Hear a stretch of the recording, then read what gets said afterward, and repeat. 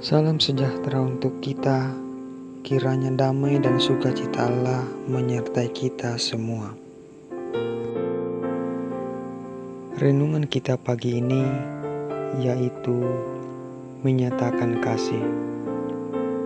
Nats bacaan dari Rut pasal yang kedua, ayat yang pertama sampai ayat yang ketujuh.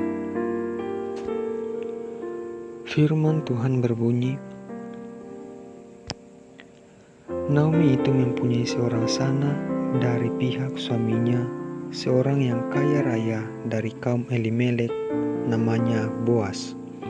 Maka Rut, perempuan Moab itu, berkata kepada Naomi, biarkanlah aku pergi ke ladang memungut bulir-bulir jelai di belakang orang yang murah hati kepadaku. Dan sahut Naomi kepadanya, pergilah anakku. Pergilah ia lalu sampai di ladang dan memungut jelai di belakang penyabit-penyabit. Kebetulan ia berada di tanah milik Boas yang berasal dari kaum Elimelek. Lalu datanglah Boas dari Betlehem. Ia berkata kepada penyabit-penyabit itu, Tuhan kiranya menyertai kamu. Jawab mereka kepadanya, Tuhan kiranya memberkati tuan. Lalu kata Boas kepada bujangnya yang mengawasi penyabit-penyabit itu, dari manakah perempuan ini? Bujang yang mengawasi penyabit-penyabit itu menjawab, dia adalah seorang perempuan Moab. Dia pulang bersama-sama dengan Naomi dari daerah Moab. Tadi ia berkata, izinkanlah kiranya aku memungut dan mengumpulkan jelai dari antara berkas-berkas jelai ini di belakang penyabit-penyabit. Begitulah ia datang dan terus sibuk dari pagi sampai sekarang, dan seketika pun ia tidak berhenti. Sebagai seorang kaya dan pemilik ladang gandum, Boas pun juga menunjukkan sikap ramah kepada pekerja-pekerjanya.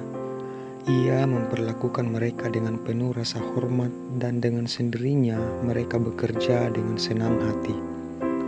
Para pegawainya senang ketika Boas datang untuk menyapa mereka. Lalu mereka berbalik mengucapkan perkataan, Tuhan kiranya memberkati tuan. Sungguh relasi antara pemilik usaha dan para pegawai yang indah. Nah, dalam marketplace terkadang kita mendapati ada orang hanya ingin mengejar posisi tinggi, tetapi melupakan inti dari pekerjaan mereka. Padahal, tanggung jawab terhadap pekerjaan lebih penting daripada hanya mengejar status. Menjadi seorang pemimpin juga berarti mengerti cara menjalin relasi dengan para bawahan, seperti yang dilakukan Boas. Pagi ini, apapun pekerjaan kita, mari kita jadikan kasih Tuhan sebagai landasan kita untuk berkarya dan mengasihi sesama.